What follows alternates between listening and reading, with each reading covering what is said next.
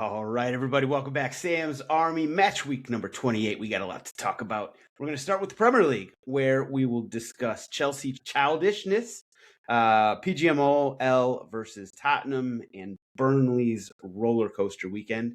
Halftime will be a USL related weekly what if round the world. We got an extra spicy MLS minute coming up, and stoppage time with Ivan Toney's best bets and everyone's favorite segment, GOAWs. Now, time to welcome in this week's panel of beauties, including an extra special guest. Stay tuned for that. We're going to start with Mr. Mitchell Goulet, a.k.a. Free Agent Mitch, who is on his own. Let's address the elephant in the room really quick. Did you have a rather unfortunate lip filler procedure, or what's going on here? Yeah, I heard all the rave was getting nice plump lips. So if you're not on YouTube and not watching us live, that's your loss because you can't see four handsome faces right now, or three and a half handsome faces. I was playing ball, and look, this is what happens when you play defense. I got an unfortunate elbow and four stitches, and I'll go up close to the camera right now so you can see. Oof. It's coming together nicely. They offered if I wanted plastic surgery, but that felt like a whole thing, so I just said no. Stitch me up. So you got elbowed by Detlef Shrimp in a side. Yeah, In a big dude, basketball big game. German dude. Yeah. Playing ball. And like I said, that's what happens when you play good defense. Tyler wouldn't know anything about that. I was going to say that's one of the many reasons why I don't play defense. Well, before we get to Tyler, it's time to get to our blast from the past special guest here. You guys may remember him, maybe not, as the chat is going crazy right now. Tommy McGunner is back after, I don't know, a few weeks, few months, who knows at this point. Some things that have happened in the world since last you were on, though, Tommy. Number one. Jesus. Oakland Roots. You are a new member of the Oakland Roots USL Championship team. Number two, Civil War in Mexico broke out. And actually sounds like it's been quashed. Number three, World War III started in the Middle East. And last but not least, Canada really stinks at hockey now, and we finally officially confirmed that. So, at the World Cup 2026 is really heading in the right direction, I would say. But give us a quick behind the scenes. Now, I know one of the things you've been doing other than preseason and moving into your place in San Francisco is you've been knee deep in the collective bargaining agreement negotiations for the USL.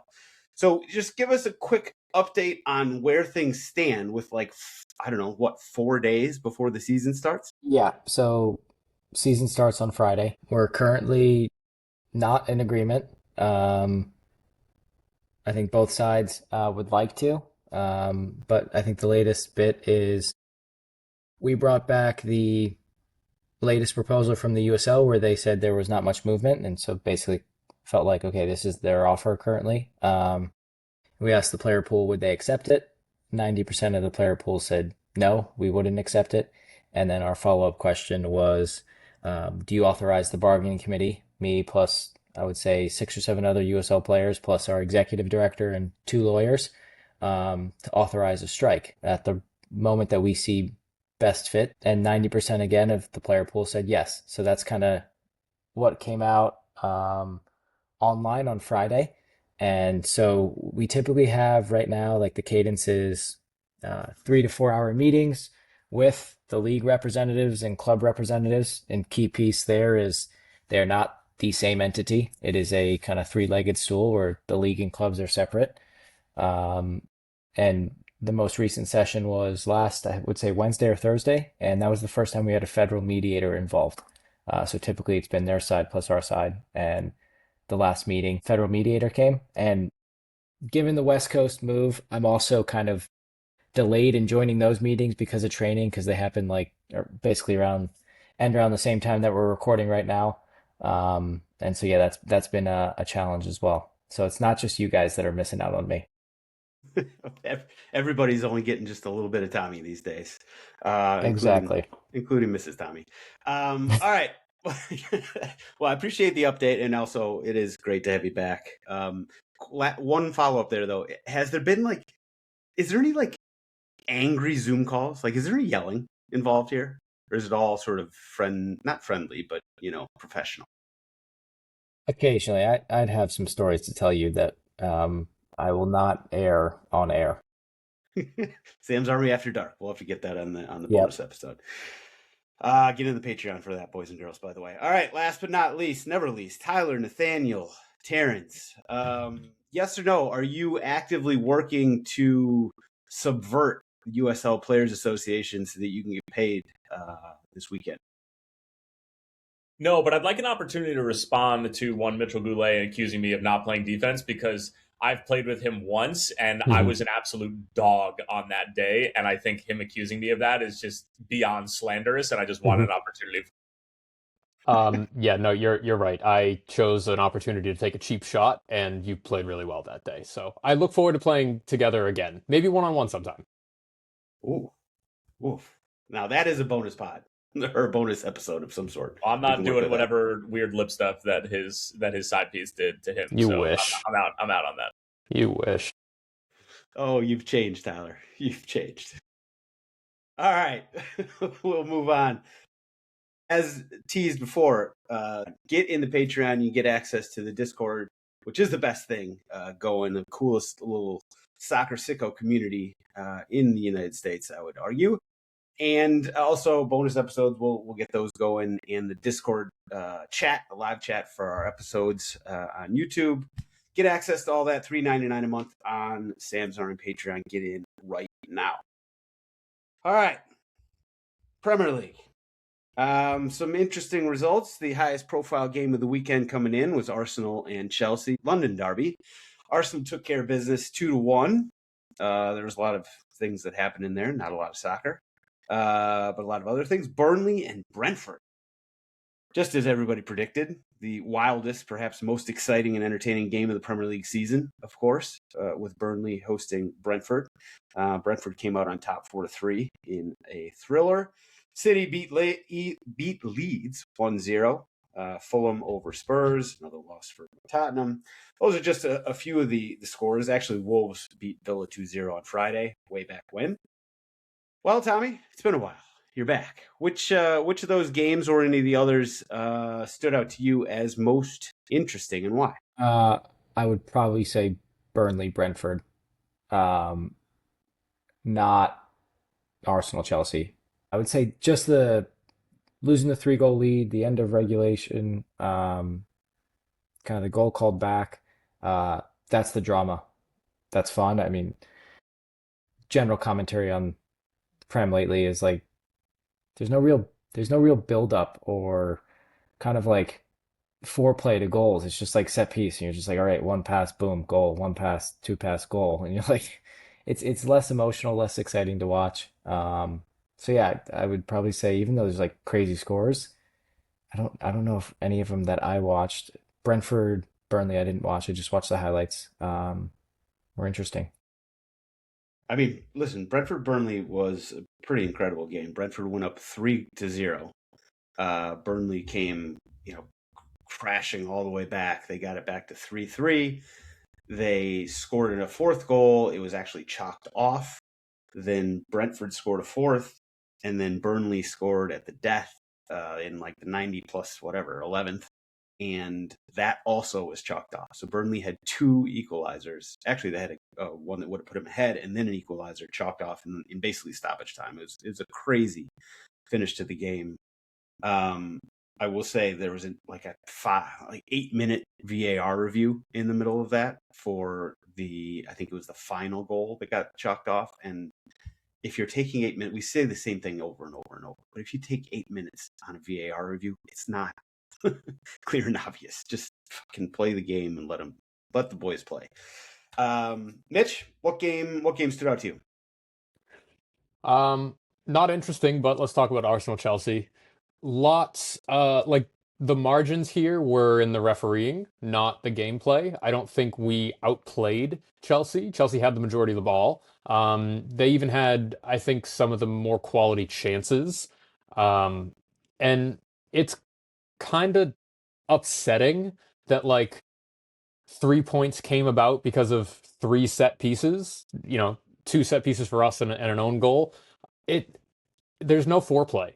Tommy said it well. Like there's no momentum build up. There's no like you can feel a goal coming, and that's kind of been a theme for Arsenal all season. That like there's never been a point where we pick up the intensity as a full team, and then take the game to whoever our opponent is and score. It just it feels like nobody wants to take it upon themselves to go score a goal because the general attitude is the team will score a goal because that's how our scoring has come for the past 2 years now. Team-wide scoring. It's very evenly balanced amongst defenders, midfielders, and forwards. And I would like my forwards particularly to be a little more hungry, a little more proactive with the ball, and cause some problems because the attitude right now is that we will win games because our team will score, not our forwards will score. And if everybody feels like they're going to score, nobody feels like they're going to score. I don't know. I'm not saying this well, but you kind of get what I'm hinting at, right? That there needs to be an out and out goal scorer for us to feel like we've deserved 3 points from every game. Arsenal fans will tell you, watching that game, it never felt secure. Not for 1 second did it feel like, oh, okay, we have this 3 points. Even when we went up 1-0, even when we went up 2-1. Towards the end of the game, when they had 10 men, we still were on the back foot, and we weren't really possessing and killing the game. We were just kind of hoofing it long, and then Chelsea would mount another attack forward. And yeah, we benefited from a second yellow, but we could have conceded a penalty. We could have had a couple reds. Like, it's just how those calls bounce. I think we were fortunate to get 3 points. I think we were the better team on the day, but not by a huge margin. Yeah, you touched on it. Like the reffing. I mean, there were a lot of sort of reffing controversies this weekend. We'll probably get into it quickly with Tottenham in just a little bit, but like I thought the ref in the Arsenal Chelsea game was just god awful. There were so many plays where he like just stopped the play. And this was going against Arsenal. I think it was at least 4 times that he just stopped a play where Arsenal were actually trying to go forward, which, in this day and age is kind of a novelty.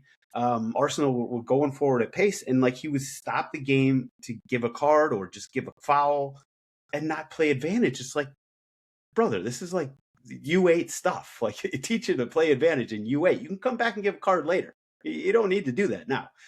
So I thought that was awful. I also thought the reffing, and this is on the linesman, on the ref, and on the VAR officials. I thought the reffing of the corner kicks was just disgustingly bad. Like Arsenal, and this is actually a shot at Arsenal. You got, or maybe not. Maybe you guys are just smart enough and you know how to do this. But you guys were draped over the Chelsea players left and right. There was the handball that Declan Rice essentially put his little chicken wing up. There were just these calls of like, how are they getting away with it? You can't keep getting away with this, and yet you always do. I was annoyed with the reffing. Yeah, and I think calls in the 18, and I think aerial duels as a whole almost need a page 1 rewrite as to how we interpret those, because we've seen some instances. Bernardo Silva comes to mind last week where he just rammed it. He was on a yellow already, and ball in the air, and he has no play at the ball, just rams into the guy who is in the air going for the ball. Should be a second yellow, but isn't. And then let's bring it back to Arsenal Chelsea. It behooves any attacking team to cause as much chaos as possible in that 6-yard box, and you've seen other teams adopt it now. It's our strategy from a year and a half to last year, and you've seen other teams adopt it because it's a dangerous ball in a dangerous area. It doesn't matter if we get ahead on it first. It just matters that it bounces. It matters that the keeper doesn't get ahead on it. Because if everybody's in there, nobody has control over the ball, and that is beneficial to the attack. It needs like a rewrite. It needs a reinterpretation of the rules of how we referee those, because when everybody's fouling, you can't single out one and say, this is a foul, this is a penalty, or this is going out to the box the other way. I'm not saying that the Declan Rice thing wasn't like questionable, or Saliba has his arms wrapped around at some point, or Raya like makes contact with João Pedro's head. Like I wouldn't call it a punch, but there's contact there.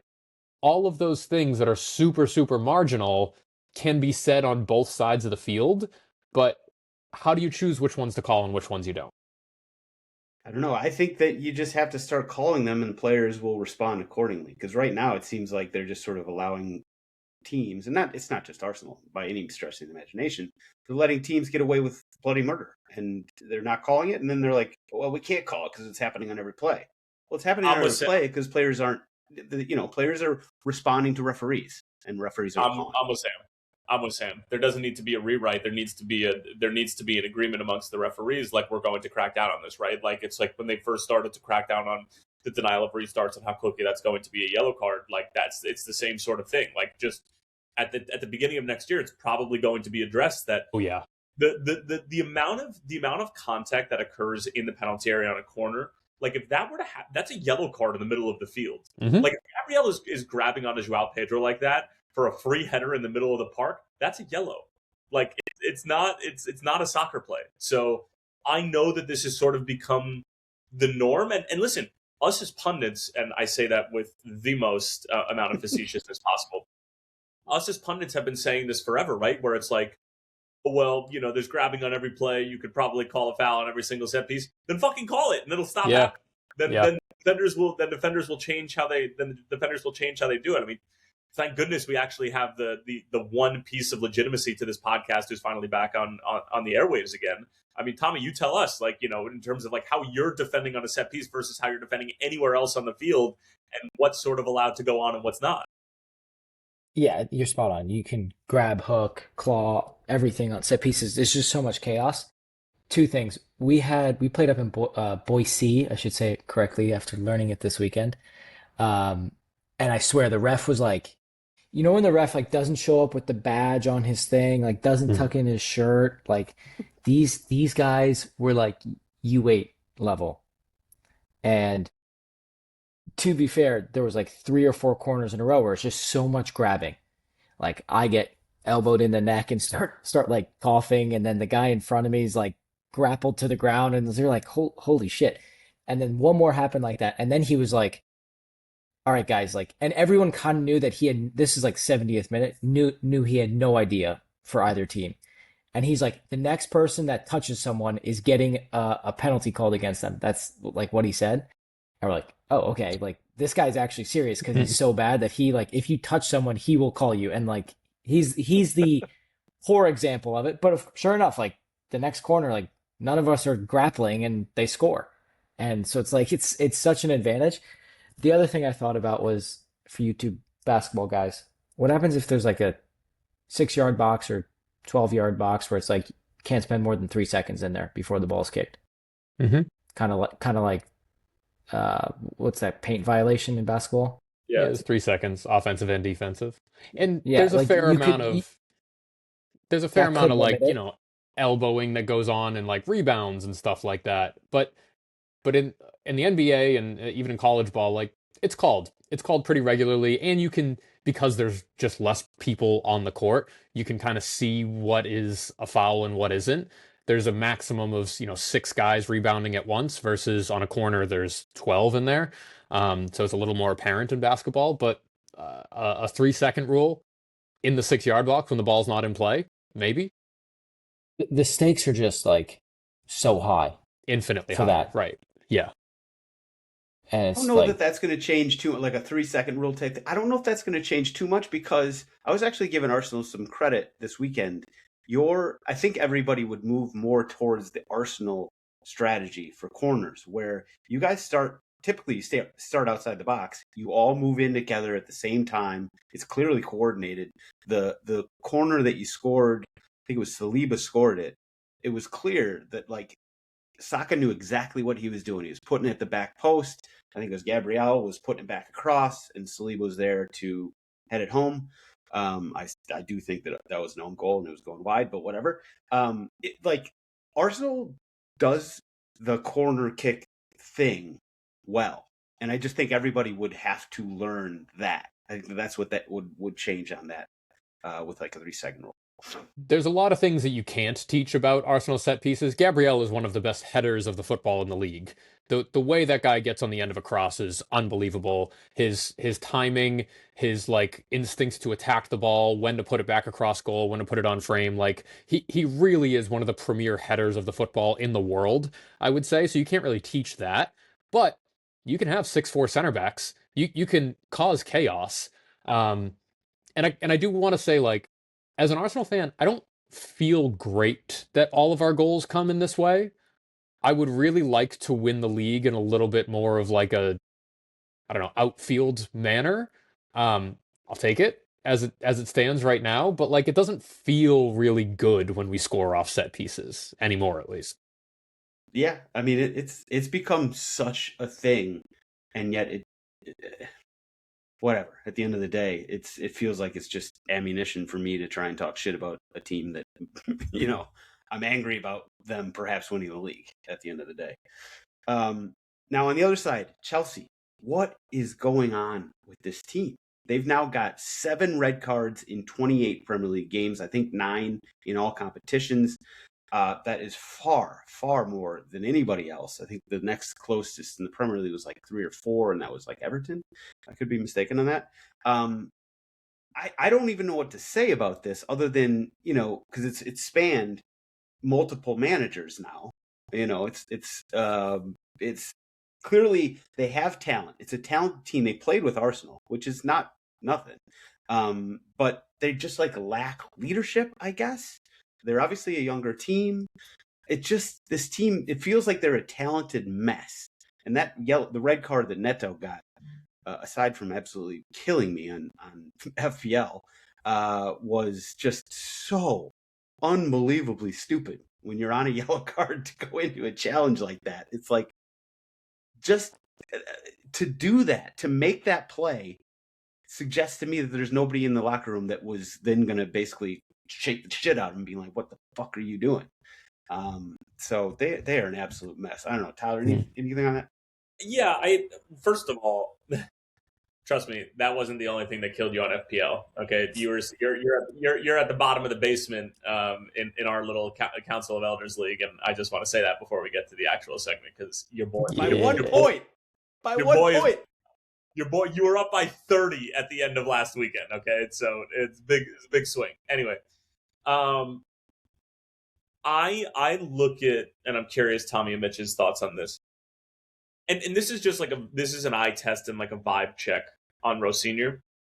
I watch him and I almost feel like it's a fan who's coaching the team. Like, I don't feel like he's in charge. I don't get the vibe that anybody respects him. And that's not, and there have been other coaches at other big 6 clubs who clearly did not have the respect of the players. And it was blatantly obvious at times. And even Xabi Alonso at Real Madrid and the Vinny Jr., like, this happens, right? But there's this bizarre void of like Sam, like you said, like leadership that exists within Chelsea Football Club, and it just feels like Liam Rosinha's along for the ride and is watching the game like he would if he was at a pub. Like, that's kind of the feeling that I get from him.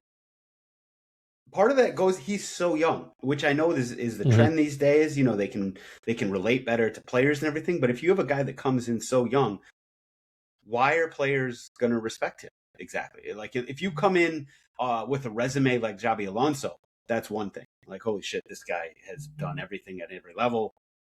Liam Rosinha, like, no, I'm not trying to take a shot at him, but like a guy in his 30s comes in, was he ever like an incredible player? Clearly he was okay. I mean, he played as a pro, but like he was never sort of this guy that would demand, immediately demands respect. And so it just seems like this is sort of the other side of the same coin of, if we're going to be going to younger and younger managers, there's going to be kind of this lack of respect that comes with it. It's a risk anyway. I don't know. I have some thoughts on that. I think that's more with the culture at Chelsea than anything. It's more similar to Real Madrid, where it's just like, let's get a collection of stars and say, hey, we're just going to beat you because we've got better players, or we've got a deeper roster of better players. Whereas he feels more of like, when you look at him, in my mind, he looks more like a teacher or an educator. Like, he's got that professor, teacher look with how he is on the bench, less than a fan for me. That's what Xabi Alonso ran into issues with. That's what it feels like. I agree with you guys. He's struggling with that. Like, they just don't have the discipline at all. And I think even like the last time Arsenal played them, and they're all like, after they scored, they're all like flexing like this. And I'm like, it's 1-0 at this point. Like, what are we doing here? Like, we're flexing like crazy. Like, I've never seen a Prem player score a goal and then literally like he's on the gridiron go like that. It just feels weird, and I think there's a real lack of discipline. But I think that goes above real senior. It's the culture that's set up from at the top.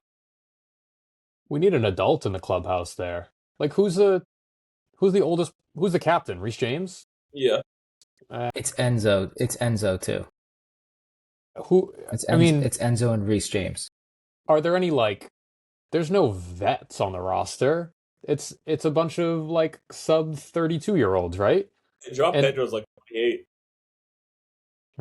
okay, doesn't act like it. Yeah. Okay, Rosinha's pretty young. 41. Yeah. I mean, all things considered.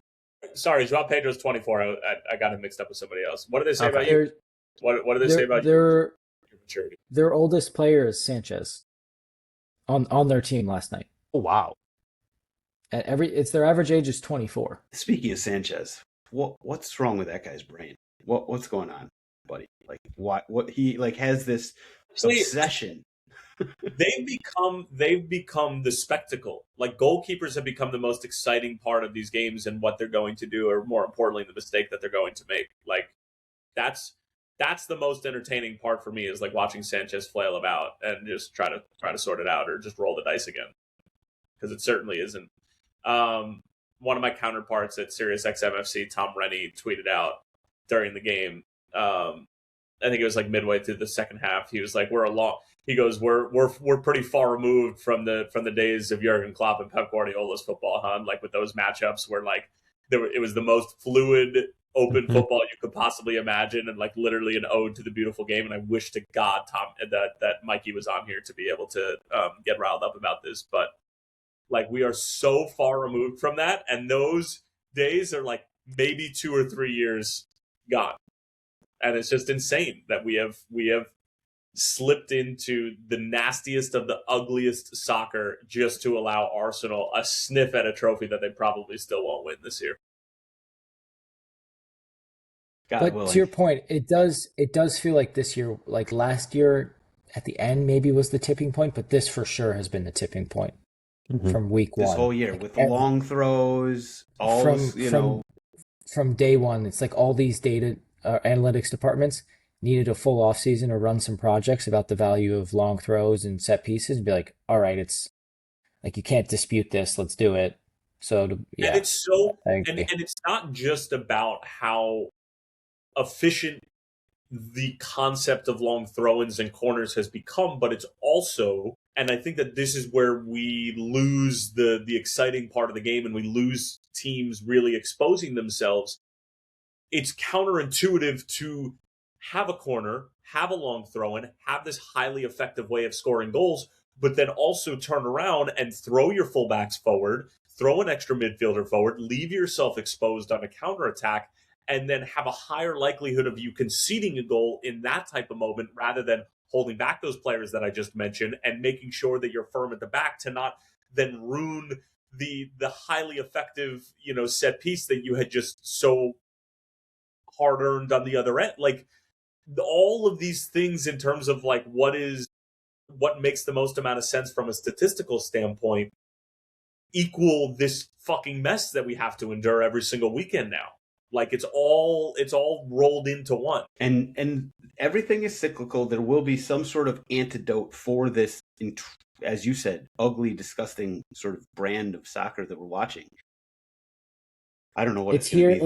It's here now, and this is a great advertisement for Juventus, Middlesbrough, San Diego FC, San Diego FC 2, San Diego FC 3, just San Diego FC period, and MLS. So, all right, there you go.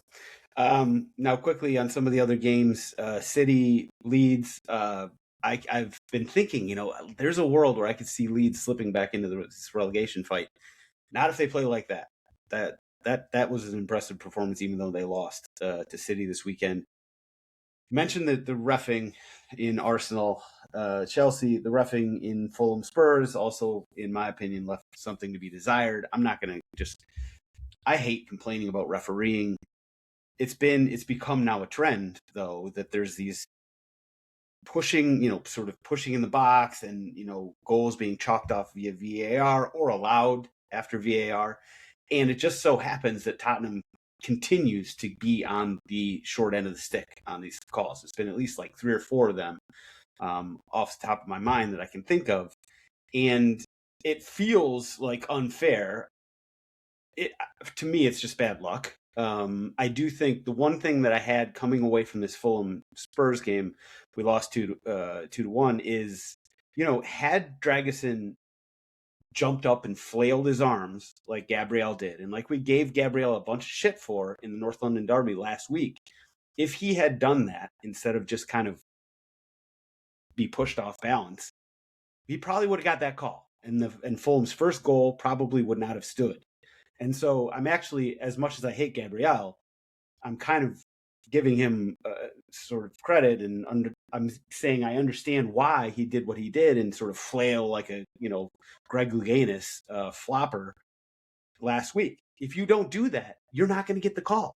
And so it's one of these situations where we can decry the players all we want, but at the end of the day, it's the referees and how they handle it.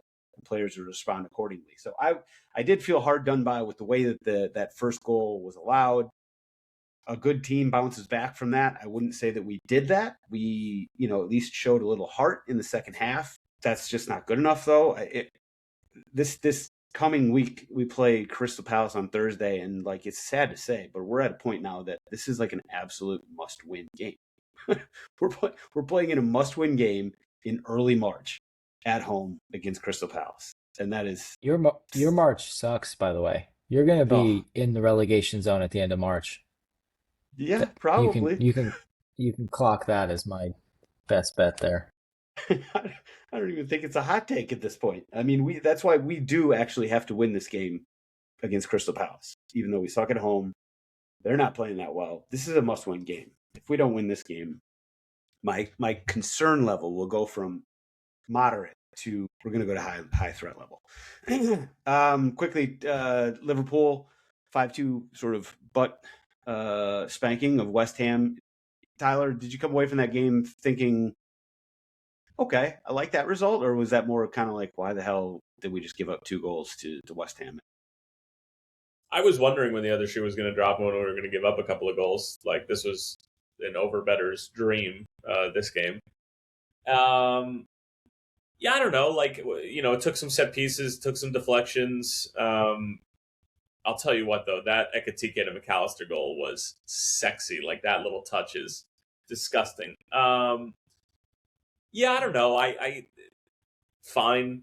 Like, I don't take anything. I'm not like, oh my God, okay, we're safe, we're good, like we're making Champions League because of that performance at home against West Ham. We still failed to show up for most of the first half despite the goals. Like, there were large portions throughout that first 45 minutes where we just stunk, and that's coming off of a dreadful performance against Nottingham Forest. So, I don't know. Again, I still think Villa are going to slip out. Chelsea's performance was uninspiring, but this is because there's 3 teams involved, and it's 3 teams with a lot of talent, and because of the way that the league is currently going, this is probably going to come down to the last day, if not second to last day of the season. For is there any chance that Villa could slip further than 6th, given the way they're playing? How far out are they? 7th right now. So right now, Brentford is in 7th on 43 points. That's 8 points behind Villa. Yeah, unlikely, but I could see it happening. They are not playing well, as losing to Wolves suggests. All right, we'll leave it there. Quickly, though, actually, one more thing. St. Totteringham's Day this week. I know, obviously, this is a fun day in all the lives of the Tweedles around here. I will normally this day, obviously sucks a lot. I will say that I feel like we kind of ruined it. We, being Tottenham, ruined St. Totteringham's Day because, like, as much as it sucks to be officially mathematically confirmed that we're going to finish below Arsenal, as if that was ever in doubt, we just have bigger fish to fry. we got to avoid going down to the championship. So, like, finishing below Arsenal, especially in a year like this, I I couldn't even be bothered to like be that angry about it. there's more important shit to worry about. Unfortunately, did you feel like that for you, Mitch? I didn't rejoice. I wasn't nearly as excited. It came really early. This is the earliest it's ever been, right? Except for next year when it happens on August 13th. Yeah. Wait. Yeah, it didn't, it didn't feel like Christmas this year. Something was missing. It's no fun. We're so bad that it's just no fun. It's kind of like how Tyler used to talk about Everton. And my bad, Adam, you're right. I should have actually pointed out the interesting 3-2 road win that our Everton put up against Newcastle. Newcastle is a team that just feels completely out of sorts, by the way. But listen, shout out to Everton. That save that Pickford had on Toney near the end was a hell of a save. All right, we'll leave it there for now. FPL updates. We've actually already pretty much done the Council of Elders. I'm now in last place after a pretty terrible week. Mikey's still in first by untold hundreds of points, followed by Mitch, Tommy, Tyler, and me. So Tyler, you scored 83 points. What the fuck? What the fuck is that? And what'd you do this week? Yeah. I captained Ekatike, and I was that close to triple captaining him. That close. Okay. By the way, Tommy, you may want to potentially update your Premier League fantasy roster. I just did. Yeah. Okay, because I'll tell you what, I don't care if you don't come on the pod for the rest of the Premier League season. If you finish in last, you're doing a fucking TikTok dance. I will not have it any other way, given the fact that I had to pay up at the end of last season. That's fine. I'll do it. You're only up. Are you in fourth right now? No. So Tyler's still in fourth. Okay, but you're only a couple points up on Tyler. Yeah, it's tight. It's tight. Only 1 point behind him. Discord, Sickos, FPL League, Mikey's still up top. Dave K, Mo Kudos, Mo Problems in second. Silver Wolf FC, Matthew Perry is in third. Dalton's in fourth, and Jamie Fryer in fifth. And then, zooming out to the Sam's Army Podcast League, Luke McCulloch and Cortes is still up top, followed by Thomas Senef. Shane Dunn is in third, James Bean is in fourth, and Brendan Price is in fifth. Well done, boys and girls. This midweek preview, so we don't actually have a weekend slate coming up. We do have a midweek preview. I've already said Thursday, Spurs hosting Crystal Palace. That, for me, is the game of the midweek. For obviously selfish reasons, that's absolutely must win. We also have Villa hosting Chelsea. Should be a good one. Bournemouth and Brentford. Two upstarts on Tuesday, and Newcastle and United on Wednesday. So everybody stay tuned for those. We will go to halftime now. So quick, one more shout out to the Sam's Army Patreon. I do have a correction to make, as Mayan pointed out in the chat. It's not just the best soccer sicko community in the U.S. This is a North American-wide soccer sicko community. My bad. Shout out to our good Canadian friends, including mine. So my B on that. But get in the Sam's Army Patreon to get access to the Sam's Army Discord. All right, halftime. The weekly what if this week. Tommy, you are allowed to abstain from this one for reasons that will become obvious quickly. What if USL Players Association agrees to a strike? They vote, they go on strike. There is no, games, but the USL, being the, capitalist organization that they are trying to put on games anyway, and they go out and scouting local, games, and they call you, Mr. Mitchell Goulet, and they're like, we want you to come play for, let's say, Rhode Island, whatever your closest USL team. I don't actually know who it is. Brooklyn. Actually, Brooklyn has a USL team. Brooklyn now. FC, yeah. Yeah, there you go. So Brooklyn FC calls you and says, we want you to be a scab this weekend. Come play for USL. You get the clout, you get the glory, you put it on your resume. You're obviously definitely going to have some sex with beautiful women. Are you, yes or no, going to go be a scab for USL? That's the easiest no you've ever asked me. You're asking if I would scab? Absolutely not. The fuck? I'm not crossing a picket line. Absolutely not. I can have sex and glory and clout without crossing a picket line. Not with that lip. All right. I forgot. I forgot. This is you took it in a political way, and I should have known that. And I knew that I should have known that you would how never could it, cross a picket. how could I not take that in? It's not a political stance to support labor unions. No, I wouldn't scab. It's Would not you? a political stance. I would think about it, but no, I probably would not. I would think about it though. It'd be pretty fun, but no, I don't think I could because well, for many reasons. Tyler, what about you? I've had my own issues with corporate execs recently, so they can go fuck themselves. Yeah. All right, we're all on the no side. All right, fair enough. I figured it was worth asking. I haven't had health insurance, since the days of the Chicago fire. So all these whiny bitches over in the USL, like join the club, okay? Join the club. You're sounding more and more like you really want to sort of overturn the apple cart here on the USL. Yay! Because Tyler is supposed to call I believe the opener for Oakland Roots, which Tommy would be playing in. But if they go on strike, he's obviously not going to call that. And by the way, he doesn't get paid, so there's a little incentive there. Oh, and by the way, yeah, I got a family to support, Tommy. That's right. Man's got bills. Keep that in mind when you talk about the strike vote later this week.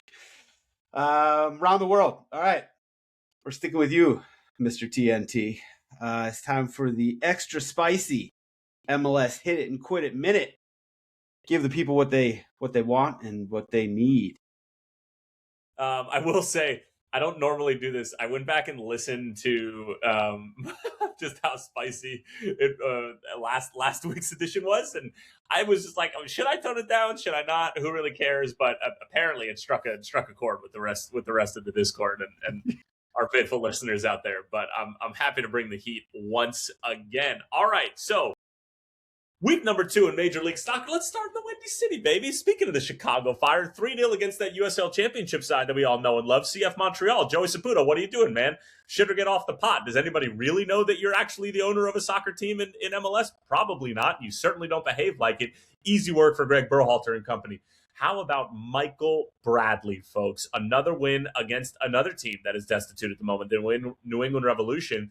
Michael Bradley playing the kids be balling out. 1-0 is the final score, and they get the job done at Sports Illustrated Stadium. Meanwhile, Minnesota United, I miss Allianz Field. Do I really, though? Probably not. Definitely not. 1-0 is the final score. Noah Vander for FC Cincinnati. Kind of a listless performance. Orange and blue, nowhere really to be found. Also nowhere to be found, no James Rodriguez refused to play in 22-degree weather. If I was from Colombia, I'd probably be saying the same thing. Loons get it done by a score of 1-0, their first win on the season. Meanwhile, Matt Wells and the Colorado Rapids get a 2-0 performance, and he had a fiery post-game speech. He said he's not even satisfied with the performance, despite the fact that they beat Phil Neville's side by a score of 2-0 in Colorado. Meanwhile, Timo Werner and the San Jose Earthquakes do it again. San Jose 2, Atlanta United 0. Timo got involved with an assist.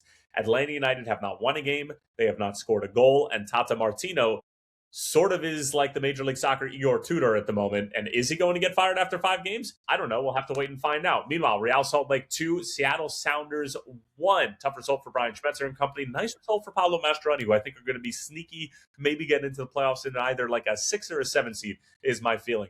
Meanwhile, Sporting Kansas City 2, Columbus 2 in front of the Blue Cauldron at Children's Mercy Park. Columbus are just woeful defensively in transition. Meanwhile, Sporting Kansas City, underneath the tutelage of Rafa Wicki, are able to get a point, albeit a late one, at home.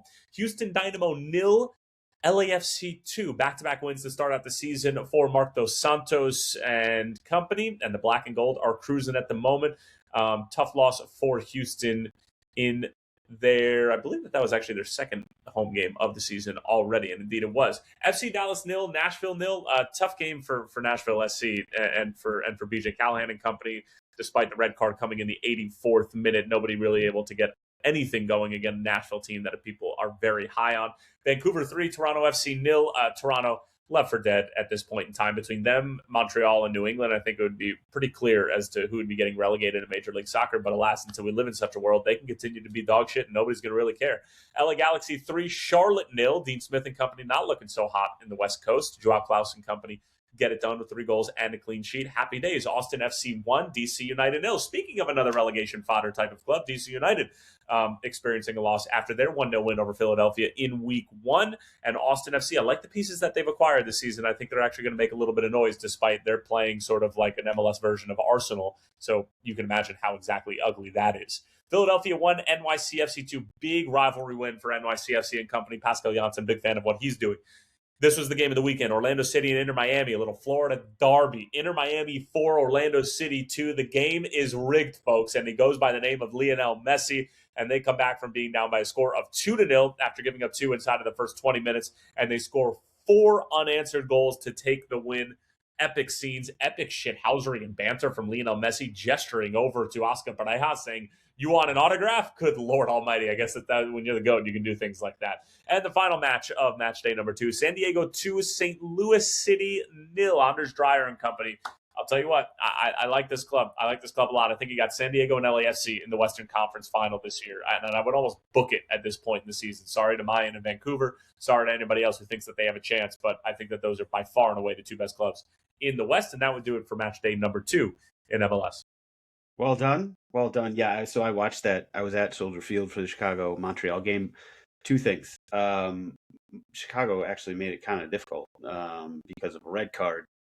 Number 2, Montreal is so bad. They are just... I'm not joking. Like, I'm not being facetious when I say things like this. They're one of the worst organizations in American sports right now. In North American sports right now. Like, they're so fucking bad. They haven't spent real money on a DP since like fucking Nacho Piatti back in the mid 2010s.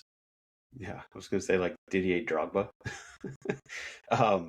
The one last thing though on Montreal, like I've said it before, like when I was up in Montreal 2 different times, I was shocked by how strong the fan base is there and how into it they were and everything.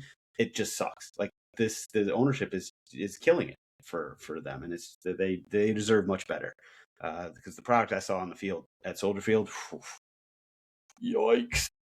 Well done, Mr. Spicy MLS Hit It and Quit It Minute Man.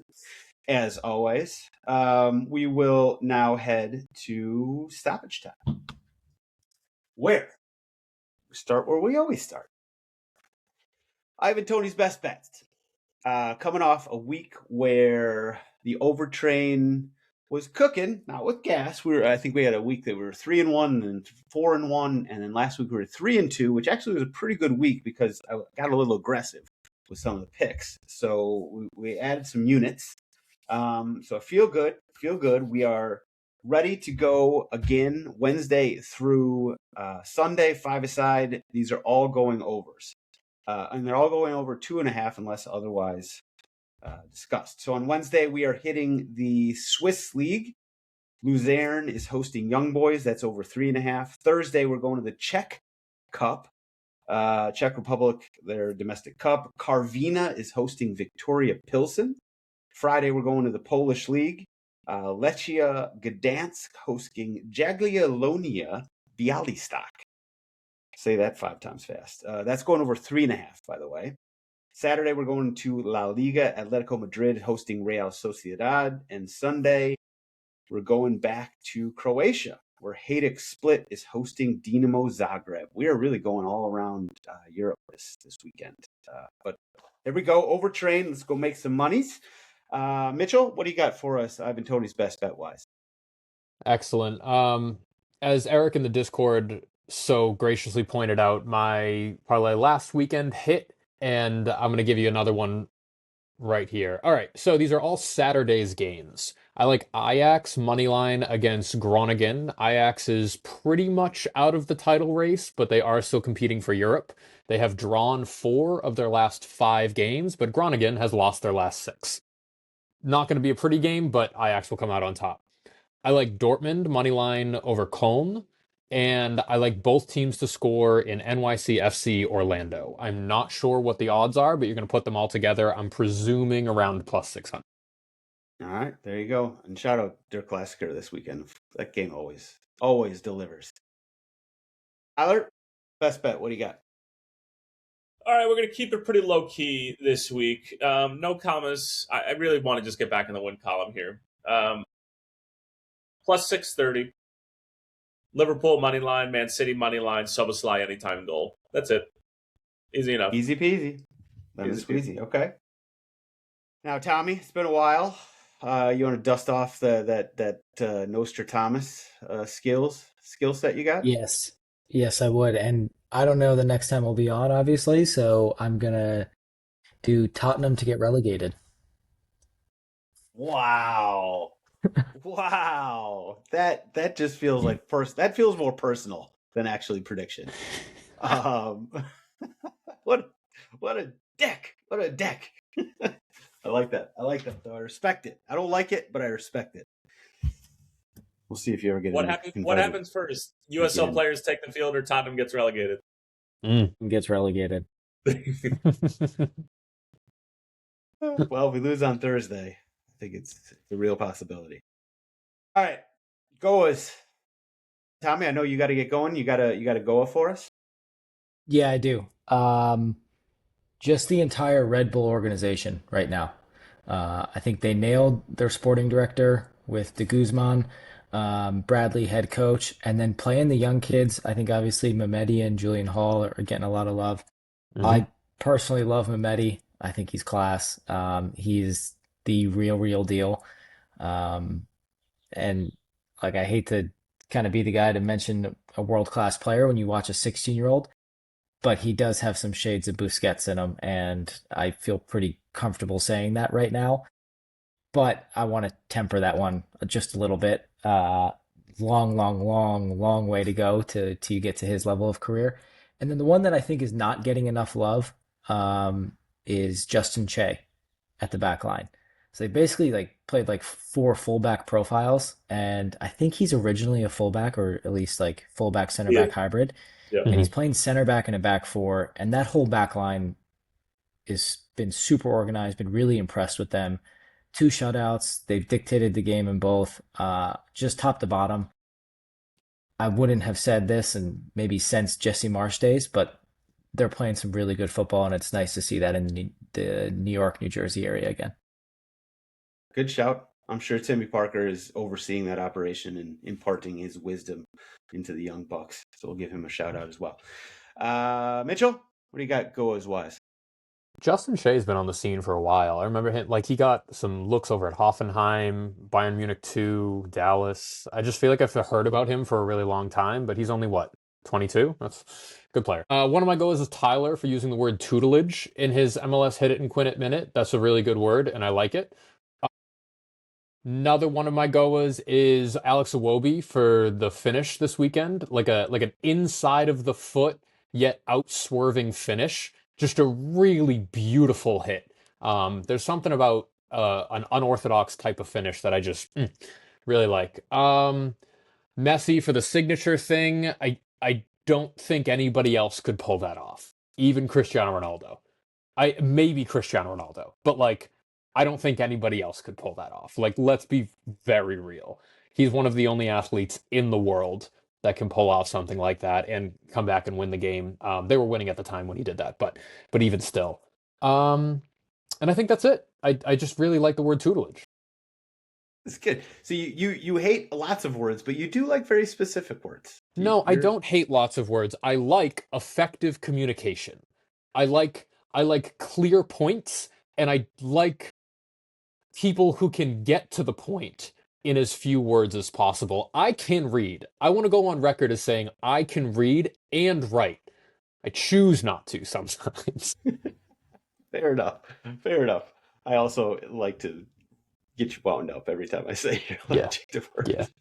TNT. Tyler Nathaniel, what do you got for GOAWs? Well, that just felt like a personal shot directed at Sam. In terms of people who can get to the point and make their point efficiently. So it was. I'm aware. How about our boy Danny Rojas? Football is life. Went on trial with El Paso Locomotive. Cristo Fernandez is the name of the actor, and I believe they're making a decision as to whether or not he's making the team. Now, whether or not he actually plays, if they were to potentially sign him, that's up to Tommy and the powers that be at the Players Association. But yeah, but living the dream. I love it, and I appreciate, and I know Mitch does too, an actor who's also good at the sport that they're portraying. Like bullshit athletes trying to do that. Like White Man Can't Jump is one of the best movies ever because Woody Harrelson and Wesley Snipes are so good at basketball, and that came across so very clearly during the movie. And there's a lot of horrendous goalkeeping in Ted Lasso and a lot of horrendous soccer playing, but Cristo Fernandez is not. Can I say something really quick on that? When I lived out in Los Angeles for 2 years, I was friends with some people in like the film, the industry, as they call it out there, and I wanted and was close to making a job for myself where I would be kind of a correspondent on any shoots that required like athletic movement because I felt like I could coach people who, if you were coordinated and if you were athletic, it's obviously a lot different than like having played a sport your entire life. So I wanted to kind of carve out this role for myself on shoots where I would kind of advise on like movement to make it not look as stupid because we've all watched movies before, a sport movie where God, it just looks so weird with the actors, skating or playing football or playing basketball or kicking a ball. God knows it's just ugly to watch normal people kick a soccer ball. And I really wanted to like make that a career for a little bit. Now, I left Los Angeles and I'm glad I did, but it was a really it was a vacuum that I think somebody could fill if they wanted to work on some sports productions out there because there's nothing more frustrating for a viewer than seeing actors who don't look like they can play the sport that they're portraying. Very true. It just takes away from the entire, whether it's a movie or show, it completely just sort of upends it and just sort of takes away the respect you have for the entire show. If you then have like a star quarterback who like throws the ball like sort of sidearm, like one-handed kind of thing. It's that's why guys like Kevin Costner and like Robert Redford were really good in baseball movies. And yeah, but you're right. There is absolutely a need for that. I watched Miracle on Ice a couple weeks ago for obvious reasons, and the skating, the hockey playing in that movie is so crisp. It's so clean. The actors they look like hockey playing college kids, and a lot of them can skate and play hockey. Not a lot of body doubles in that. And I just really appreciate that like they casted dudes who had played hockey in the past. It makes it so much of a better one. It is 100%. Totally agree. And maybe you can still make that a side hustle if any Hollywood types are listening. All right, my go is I got some honorable mentions. Tom Brady for gassing up our boy Johnny Infantino, calling him a man of the people when talking about FIFA. Oh, Mr. Brady. Oh, boy. Shout out to Sam Fam, Christian Ramirez, who was waived at like the absolute last minute by LA Galaxy like a week or two ago. And he caught on immediately because he's a goal scorer and he still scores goals. He caught on with Austin and in his debut just this weekend scored the only goal of the game. So shout out to Christian Ramirez. Well done, sir. And the last honorable mention to Norway and Norwegian soccer. So it came to my attention through, I don't know, Twitter probably, that they had recently big dicked all of Italy on the national team, right? The national team beat the Italian national team 3-0 and 4-1 in their home and homes in the World Cup qualifying. That was earlier in the cycle. And then Bodo Glimt just spanked Serie A champion-elect Inter home and away in Champions League 3-1 and 2-1. So shout out to Norway for letting their danglies hang on Italian foreheads everywhere. But my actual GOAWs is to a club in the 6th tier of England, Kings Lynn Town. So apparently this team flooded their own pitch in an effort to get a game postponed because they were missing a bunch of players through injury. But then they allegedly got caught because somebody had like a CCTV photo or video of their sprinkler system being on while the rain was going on or while there was some sprinkles coming down. And apparently people put 2 and 2 together and said, you know what, this is you guys trying to postpone this game because you had a lot of guys on injured reserve and you're just going to be missing a bunch of guys. Now it's come out, I read the story and it actually gets kind of some people got fired, and whether they had access to the CCTV, like sort of passwords and everything. It gets really murky and everything. But listen, I love controversy, and I love the dark arts of the lower leagues of anywhere of soccer. And listen, if you get away with it, so be it. So shout out to Kings Lynn Town for trying to do the best they can to avoid relegation. And that's all we got this week. Tommy, it's great to have him back. Tyler, Mitch, you guys are the best. Mikey will be back at some point, probably pretty soon. And everybody in the Discord live chat, you guys are the best. We love you so much. Join by getting in the Sam's Army Patreon, $3.99 a month. We will see you guys next week. Bigger, better, maybe faster and stronger. See you there.